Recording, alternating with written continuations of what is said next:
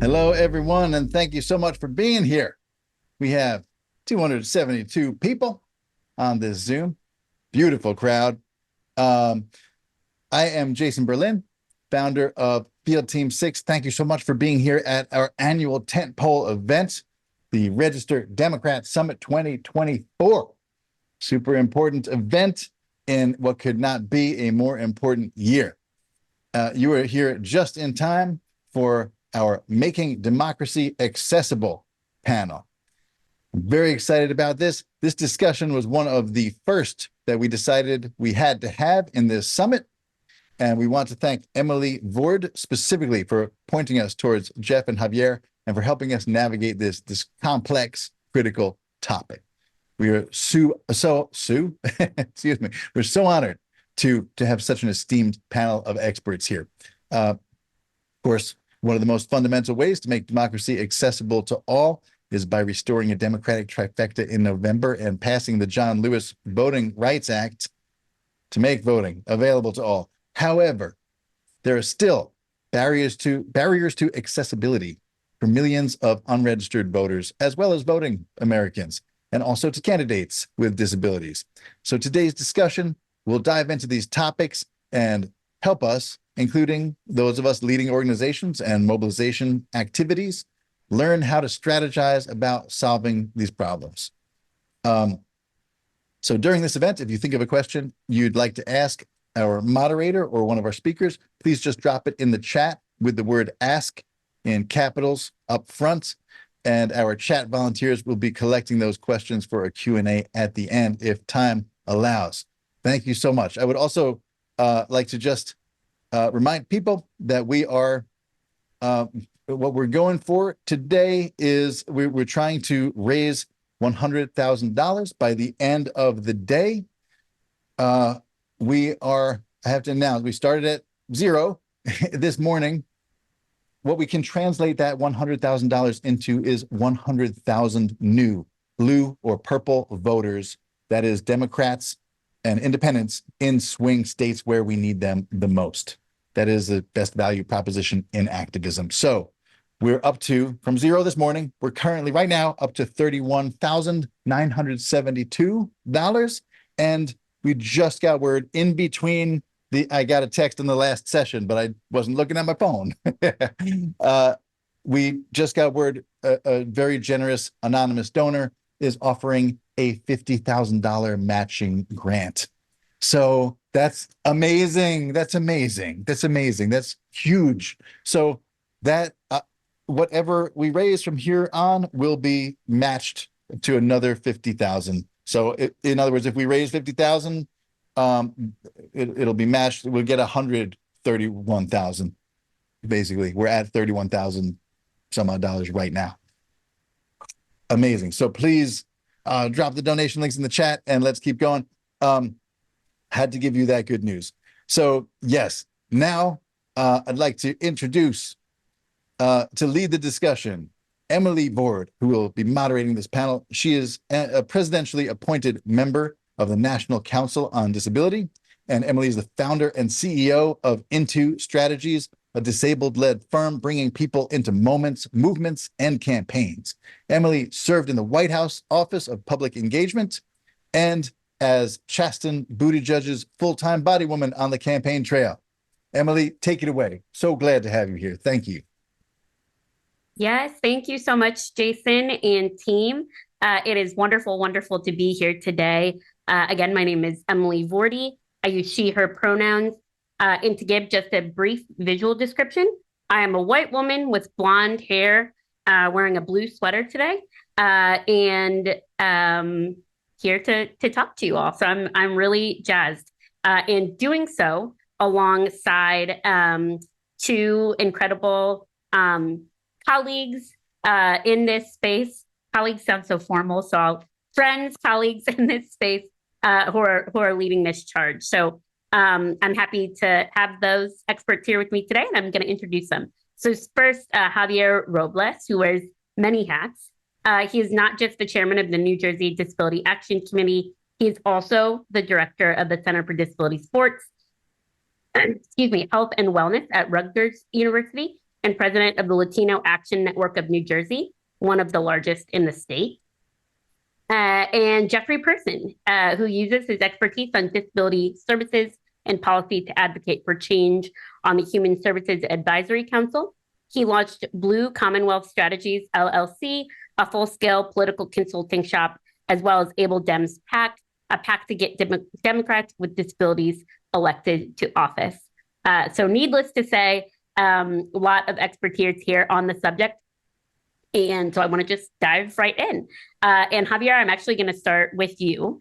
So let's talk about Americans with disabilities. Can you share with us what numbers look like across the country and how many Americans are living with disabilities? What does that look like? And perhaps you can just help us to better understand the breadth of the community and the challenges we face. So to be explicit, I identify myself as a person with a disability, but helping our audience here to understand. Sure. Thank you, Emily. So I am a Latino male, Puerto Rican male to be exact. I have salt and pepper hair, and I'm wearing a brown sweater, and I have a goatee and glasses. And behind me, there's a little sign that says New Jersey Disability Action Committee, which is our logo. And I want to thank you, Emily, and Jeff, and of course, Jason, for having me. This is such an important topic to our community. So about 61 million Americans have some type of disability, according to the CDC. So about 1 in 4 in my particular state, about 20%, which is New Jersey, about 24% of the population has a disability. It obviously varies state to state. And, overall, 27% of the population has some type of disability. I want to make sure that we also talk about, underserved communities. So American Indian and Alaska Native. So there's about 3 in 10 have a disability. Individuals who are Black, 1 in 4. White individuals, 1 in 5. Native Hawaiian, Pacific Islanders, 1 in 6 has a disability. Hispanics, 1 in 6. And Asians, 1 in 10 has a disability. So, those are the overall numbers. Of course, there's a lot of stories behind those numbers and a lot of issues around voting access, that those numbers don't specifically talk to. Javier, I know that you specifically work in Black and Brown communities. So how does that intersection affect Black and Brown disabled communities and their political participation specifically? Yeah, it's a great question. I believe that, when we look at overall numbers and statistics, Black and Brown communities overall suffer in terms of not just access to voting, what we're talking about, but also social determinants of health issues, such as, getting to a doctor, having neighborhoods where they feel safe going out in, or that are accessible to some extent. So all those issues affect voting. But for the communities that I work with, specifically in New Jersey, we know that people with disabilities have a greater degree of lack of access to things like transportation, getting to the polls, getting to, any of these things. In New Jersey, we're fortunate that we don't have some of the restrictions that other states have. So people can register online, people can register in the county, they can have a registration sheet sent to them. But still, that doesn't solve the physical problems of actually, getting to the polls or getting things filled out if you're unable to do so because of your disability. So, still problematic. One of the things that I do want to point out was that during COVID, we saw a lot of these restrictions lifted. We saw that people could do things that most states said they couldn't do before that, and I know that my colleagues, Doug Cruz and Lisa Shore at our university have done a huge amount, and I'll include some links to their work on these issues. But, they've shown that you can have voter increase across the board, including Black and Brown communities, just by doing some simple things, right? So. Yeah, I appreciate, Javier, you mentioning the pandemic because I think it opened a lot of eyes to what disability is and what it looks like. I think oftentimes when people think about people with disabilities, they think about somebody that looks like me. Ironically, you can't see in the frame, but I'm a wheelchair user. So they think of that one or that two people that they know that are mobility device users. But in actuality, to your point, the prevalence is so much more significant, and it includes, people with intellectual and developmental disabilities, learning disabilities, mental health diagnoses, invisible disabilities, chronic disabilities, now long COVID, as some consider COVID the largest mass disabling event in history. So I appreciate you naming kind of that. We're coming up on, or we're kind of right at 4 years since the pandemic began, and just thinking about how that widened our aperture for understanding what disability can look like, or sometimes doesn't look like, but is, right? And so one more question before I want to move over to Jeff. So Javier, are there any organizations that you're aware of that you think are doing really well in this work at the intersection of voting and disability access to the vote? I think there's individual state organizations. Again, depending on which state you're in, would depend on how much access you have to those organizations. We know some states have been discouraging, people from disabilities from voting, either by making it more difficult, generally discouraging everyone from voting, but people with disabilities are, have a more difficult time. I think this organization is doing a great job just from, sitting here all day listening to some of the things that they're doing. The National Council on Disability has some great reports. I knew Andres Gallegos, who, unfortunately passed away recently, but, some of their reports, if you go to ncd.gov, some of those reports really show you what is happening to people with disabilities in the mainland United States and Puerto Rico, because they have an excellent report on Puerto Ricans with disabilities. And, it almost makes you think that we may be, a third or fourth class of the American political system, the healthcare system, the housing system, the transportation system. So some states do a better job than others, of course. There is a get out the vote for people with disabilities, which I'm sure Jeff will talk about.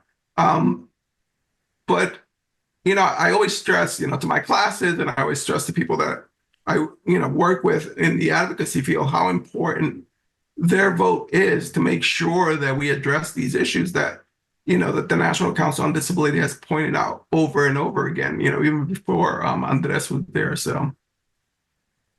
Incredible. Yeah, Jeff, I want to bring you into the conversation as well.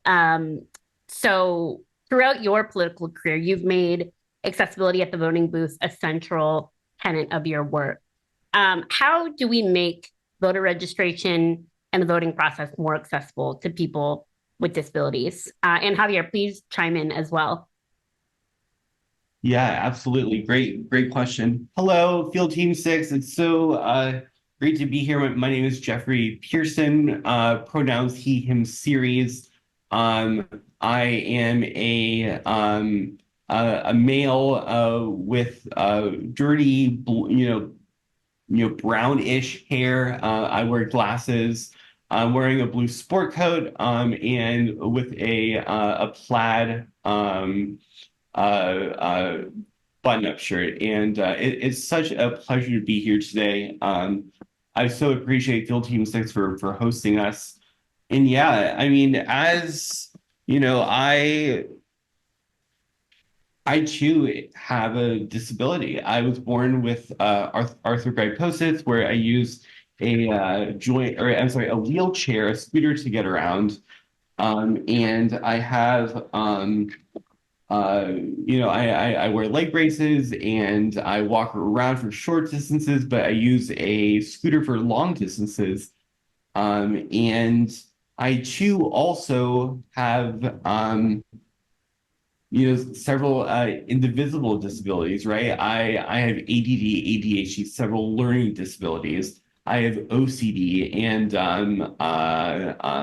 in other mental health as well. And there is so much that we need to do to be able to break down barriers to voting, right? And not, physical barriers, making the voting place physically accessible, right? Having ramps, having multifaceted ways of being able to vote, whether or not, mail-in voting, voting after, going, into a physical voting booth, and maybe voting online, right? And there's all these other avenues that could be considered. And a little bit about me is just as how I got here today. I've been in Democratic politics for a better part of 20 years now. And I opened up my own consulting shop about a year ago now. And then in May, I really wanted to bring my two passions of disability justice and political campaigns together. So I started Able Dems PAC, a PAC to get not only train and talk and help mentor candidates, right, but as well to being able to fund these campaigns through donations, and hopefully down the road doing other political work as well. But I'm so glad to be here, and I look forward to answering all these questions. So thank you. Awesome too. Javier, would you supplement the access question at all? Sure. I I put in a link and I'll put it again before I leave. But I know that Lisa and Doug from the university did some great research. They said allowing people to obtain mail-in ballots without excuse or extending lists of excuses increased voter turnout of individuals with disabilities in 18 states to about 152,600. Switching to mailing everyone a ballot increases voter with disability turnout in 8 states to about 19,600. By the way, this is between 2016 and 2020. Providing drop boxes for mail ballots increased voter turnout in 40 states by about 274,400. And extending early voting increases voting turnout in 4 states by 123,100. And extending periods to register to vote increases voters with disabilities in 4 states to about 120,000. So, these are things that we can do like right now. Every state can just say, we're going to do all these things. Mm-hmm. And this would increase voter turnout exponentially to some extent. We know that the voter turnout has been increasing over the last few years. And we saw, some bump ups even during COVID because of the extensive outreach and the fact that a lot of states, allowed these different types of voting. Obviously the physical access component, transportation is always an issue for people with disabilities, especially if they want to go out to vote, or let's just say that they missed the deadline to do the mail-in ballot, depending on which state.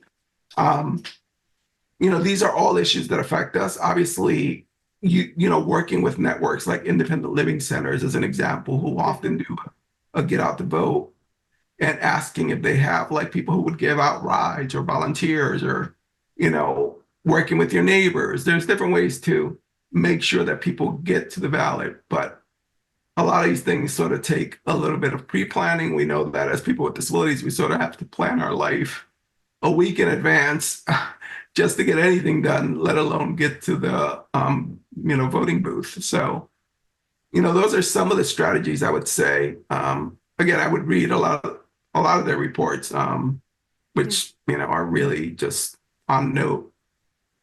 Javier, the report you're referencing, which we will definitely drop in the chat again, but I legitimately have as a saved bookmark in my tab because Rutgers just puts out such heavy hitting statistics, like one in particular that I'll share while we're on the topic. And it's so compelling when you're met with questions about like, well, is this forward planning worthwhile, right? Is outreach to the disabled community, is mobilizing, organizing of the disabled community, quote unquote, worth it? And So this report that was put out by Rutgers after the 2020 cycle, after the last presidential, reported that 17.7 million voters with disabilities voted. And that is compared to 16.5 million Latino voters and 18.9 million Black voters. And of course, those are intersectional, right? So some folks are counting, but that is just self-identified disabilities. So right in there, toe to toe with Latino and Black voters, like we are a political powerhouse. And so outreach to our community, resources to our community are absolutely worthwhile. And, as to your point, sometimes that planning, sometimes those logistics look different. Sometimes that mobilization looks different. But it is absolutely worthwhile. It's a competitive advantage, so to speak, to be inclusive of us. Because otherwise you're just leaving votes on the table. So I'm so glad that you referenced the Rutgers reports, and would definitely encourage all of you to check them out. We'll drop them in the chat again. Awesome. So I have another question really for the both of you. Why is it so important to make volunteering and donating, so engaging generally, more accessible for the disabled activist community? And what are the most important barriers to activist engagement that you're seeing? And what do you think are the most doable steps to removing those barriers? So we're talking about kind of disabled volunteers, donors, who want to be involved in the process, before election day. I can start, yeah, that's such a really important question, because the old ways of volunteering and donating aren't, I mean, they are working, but they're very, they don't work for everyone, right? And I think from the volunteering aspect, right? I started as a volunteer in 2003 on the Howard Dean campaign, and the office, I believe, even was actually not accessible. They had to carry my push wheelchair down like stairs, and I mean, obviously, fast forward 20 years, right? And we need to be able to provide a space for everyone, right? Obviously voter contact is such an important key on campaigns. But if someone is not able to necessarily do that, for example, like I can't canvass, right? And I have gotten jobs in politics by framing it as, hey, like I can make all these volunteer recruitment calls to get volunteers X on the doors, right?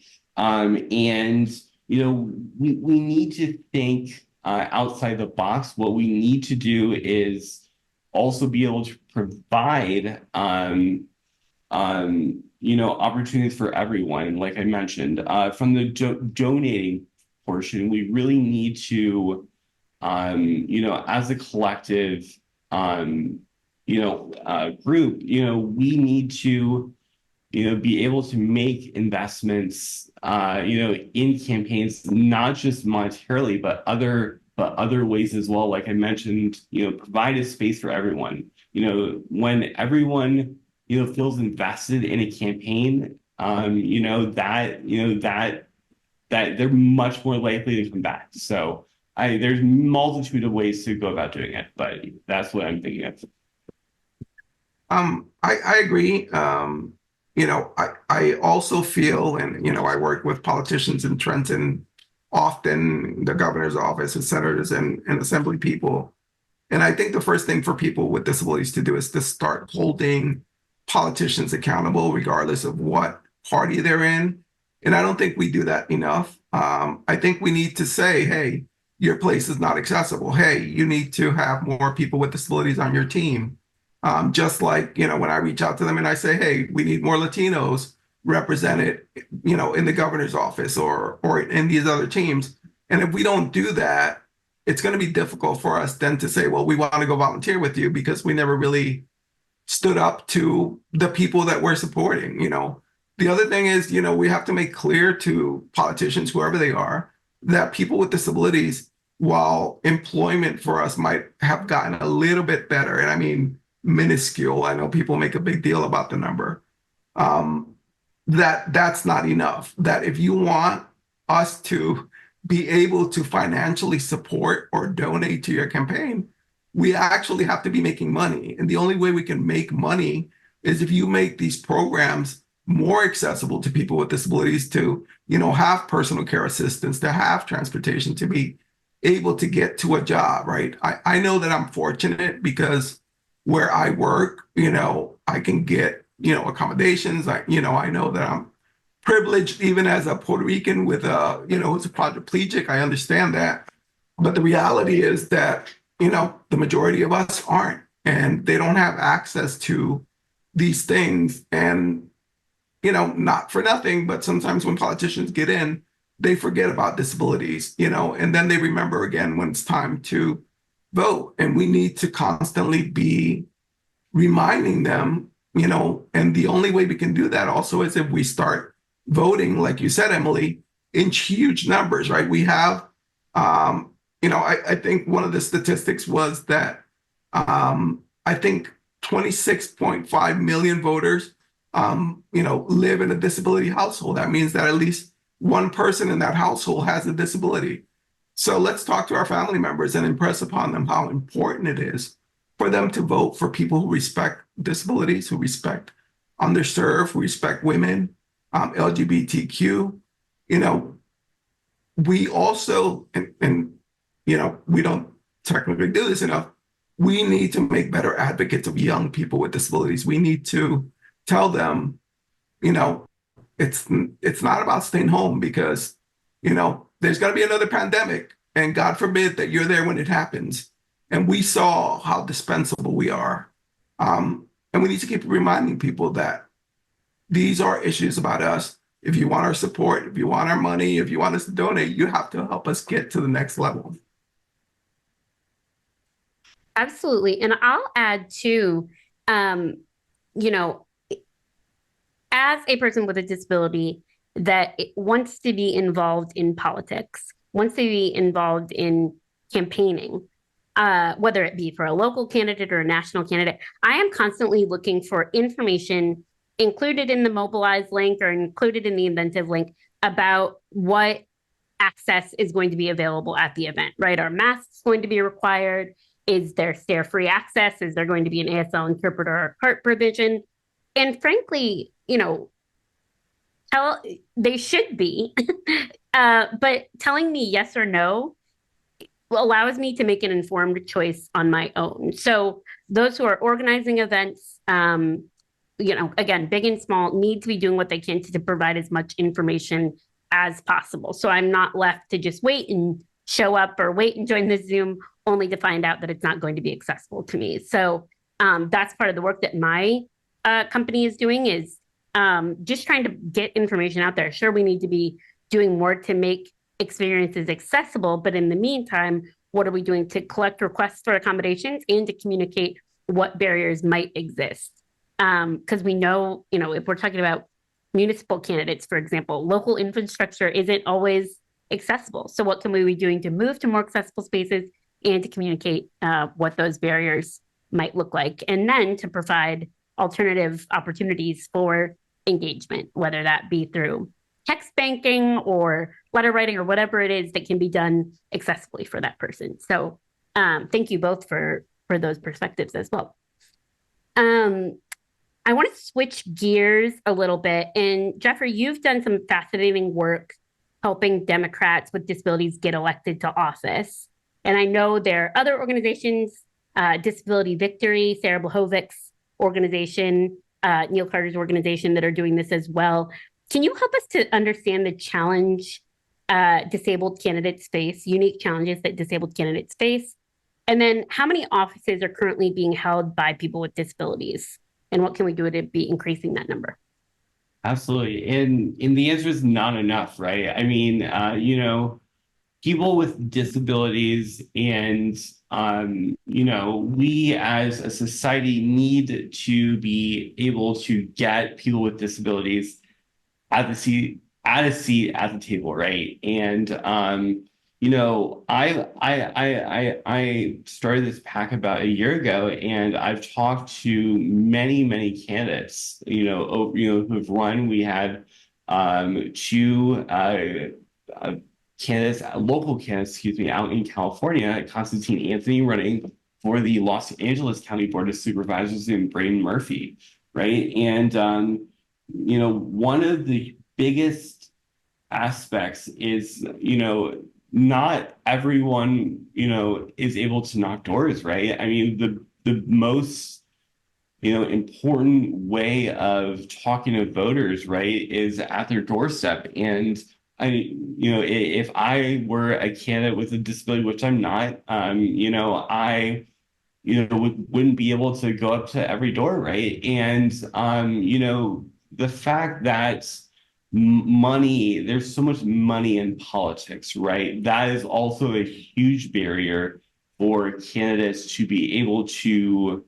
raise the money to fund a viable campaign, right? And that's the key, right? We need to make, yes, volunteering and all of these important things, but we also need to make sure that people with disabilities have a seat at the table, being able to be in the room making the decisions, right?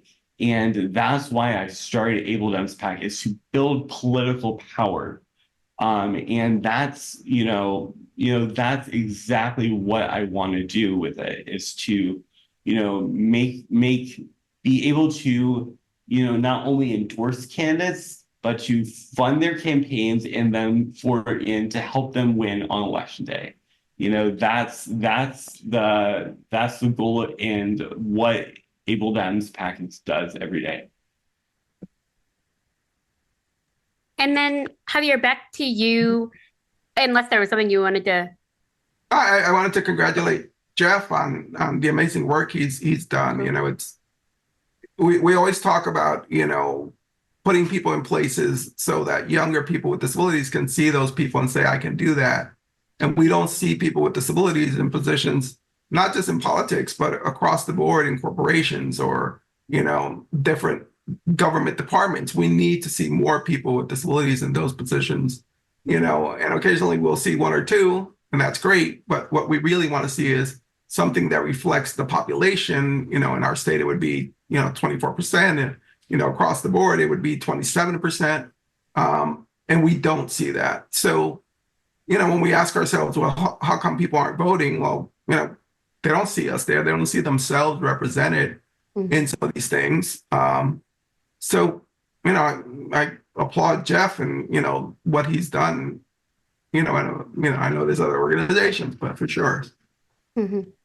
Yeah, there's there's a lot of good work to be done. So I know it's a quote unquote good problem to have multiple organizations, multiple PACs doing this work. So absolutely, thank you for your piece of the bite out of the elephant, Jeff. Absolutely. Javier, I want to pivot back over to you for a moment. So we talked momentarily at the top about invisible disabilities. And how would you say that we help make sure that Americans with invisible disabilities are understood as part of the larger disabled community and are therefore, we consider them when we think about access to the vote, right? Because I feel like in my experience, again, when people think about access to the vote, they often think of physical access, which is so incredibly important. But sometimes physical access isn't the barrier, depending on somebody's disability status. So what would you say to how we can best be inclusive of invisible disabilities in these conversations about voter access? Yeah, I think, first of all, we have to educate ourselves about what invisible disabilities are, right? Because like you said, when people mostly think about disabilities, they think about a wheelchair, right? You have the old disability parking symbol that's just ingrained in people's brain when they see that, oh, it's somebody with a disability in a wheelchair, right? So, we haven't done ourselves a great service with some of our branding. But, we should be thinking about people with mental health conditions, people with intellectual disabilities, which, we don't often reach out to for a lot of these voting issues. I think, I forget what the statistic is, but there are so many people with just back issues, right, who request ADA accommodations at work or in school or in other places that we don't think about. And I think we need to tell them, because it's not just us, tell them, hey, you have a disability. If you needed an ADA accommodation in your job, it's because of your disability. And we have to remind people that, it's not just us saying, well, we don't see your disability. Sometimes people who have these disabilities, they might be like, oh, it's a back problem. It's not a disability. Or, oh, it's, a mental health issue. It's not a disability. So I think we need to do a better job, but, by educating the communities at the same time that we're trying to activate them and saying voting is important because of XYZ, I think we'll get a bigger bang for the buck. And it is difficult because, there's cultural issues, for example, right, in different communities. I know in certain communities in New Jersey, my wife works in a school, parents don't want to admit that even their kids have disabilities, even though it's super evident. And those are cultural issues that sometimes we have to overcome when we're thinking about strategies to, come into these communities and say, hey, this is what a disability is. This is, how we can work together to make sure that all of our interests, are, put out there. I hate to keep going back to the pandemic, but it's so instructive into, number one, how people with disabilities across the board, at least in New Jersey, came together, right? People who were like, well, I hate institutions. And people who were like, well, close them all down. And people who are like, well, never close them down. And all these people, came together in New Jersey and said, well, let's put all our, animosity to the side for a second and think of what's happening right now to us. And if these people can work together across the aisle and say, let's do something about this, I think that's more what we need, in the United States, to say, let's talk about these issues that we can actually work on that'll help people across the board, regardless of what your disability is, whether it's invisible or visible. I think we need more of that. Absolutely. Absolutely. Yeah. I know we're coming up on time, so I have a question actually for all three of us to answer. How can Field Team 6 and other organizations looking to activate the groundswell of support for candidates with disabilities and support by people with disabilities, what can they be doing more effectively? Absolutely. Sorry, I didn't know if Javier wanted to go first. Oh, no, you can go first, Jeff. Thank you. Yeah, no, I mean, I hate to say, or I hate to sound like a broken record, but it's and I truly do hate to say this, but in order to change the system, right, we have to play by the rules. And what I mean by that is that, I hate asking for money. I do. But it's necessary to create the change that we need to, do as a society, right? So what I'm asking each and every one of you on the call to do today, I have a very ambitious goal of raising $10,000 by the end of March 31st, up against a big deadline. So if I want to write endorsement checks of 250 or more to 4 more, to as many candidates as we can. So if everyone's chipped in as much as they possibly can today, Able Dems would be able to, fund candidates that not only are disabled, but, believe in the issues that we care about, such as mail-in voting, such as breaking down barriers and creating, giving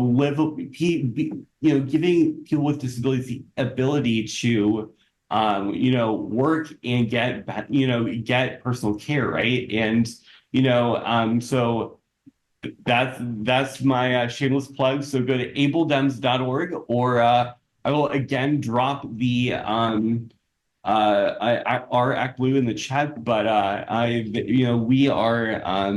we are so grateful to be here today and to really help be with our partners and friends and allies, right? It takes a village, and I'm just one person, right? And there's so many other great organizations out there, but we really need democracy is on the line this year, right? And we need to volunteer, write a check, right? And we need to be able to make a difference for everyone. And that starts with electing Democrats with disabilities and people with all abilities to office this year. Thank you. Okay. Thank you. I think, we're talking about SEAL Team 6 or any other organization, and, they want to engage the disability community.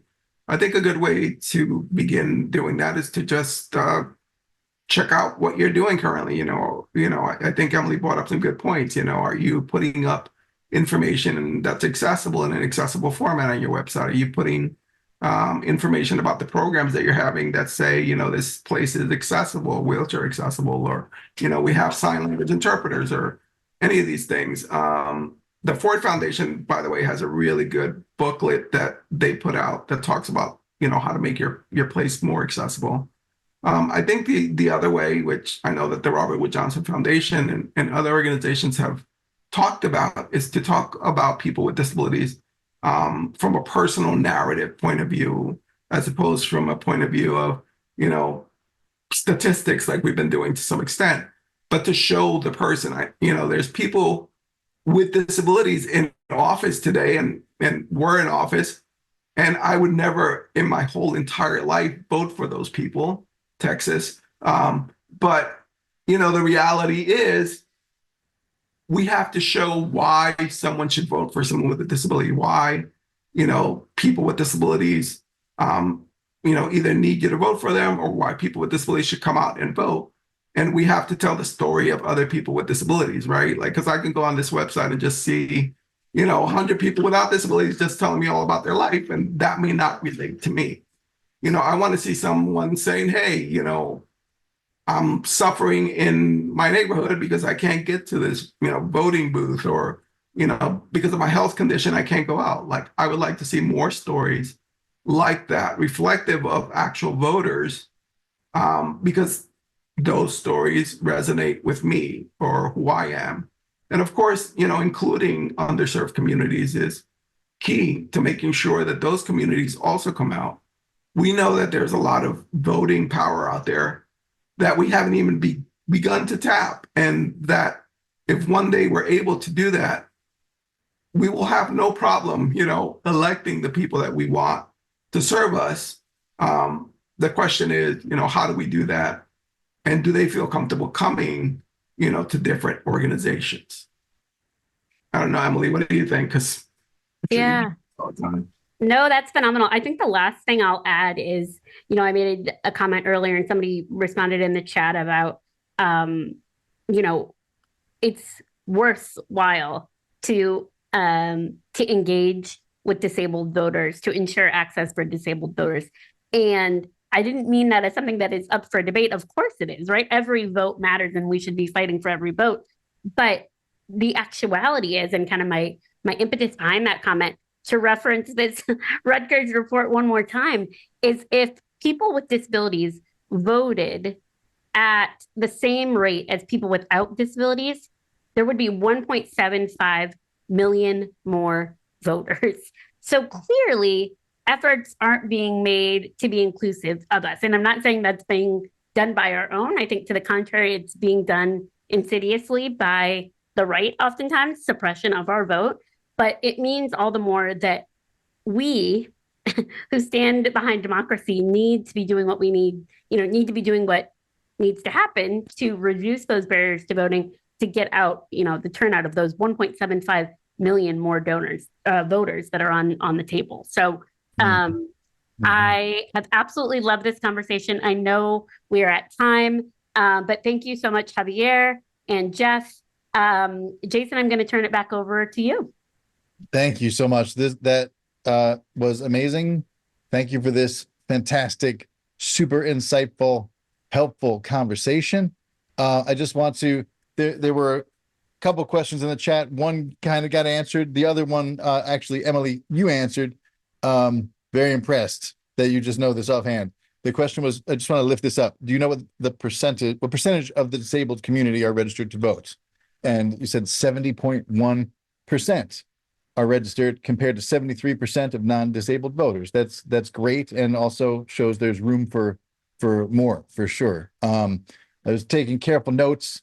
I learned so much from this personally. During COVID, states did things they previously said they couldn't do. You said, Javier. Wow, how infuriating and enlightening. Like, okay, if we organize, you guys can actually do all this stuff that we need you to do. That's amazing to know.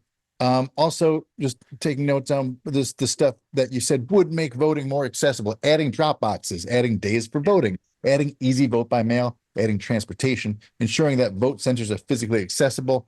All these things increase disabled access to voting. That's amazingly helpful. And hearing that 17 million voters with disabilities voted. Also, super eye-opening.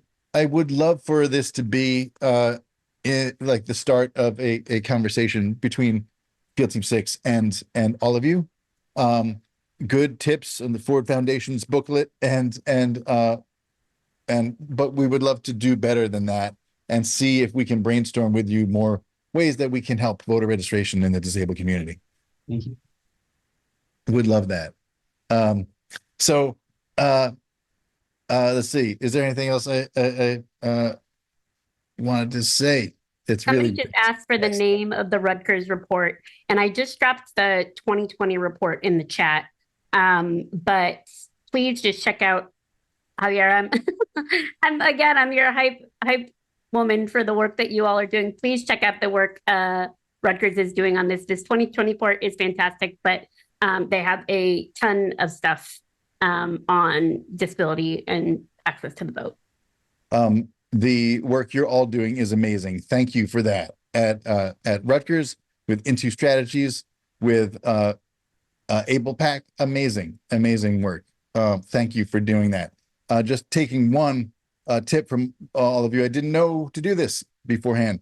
Just to describe myself, I'm a middle-aged white guy, looks like Mark Ruffalo's uglier brother with a weird kind of pile of hair, kind of little wavy, like a 20s bartender, but messier, and wearing a red and blue plaid shirt that my mom got me. All right, thank you so much. And thank you for being a great audience, everybody.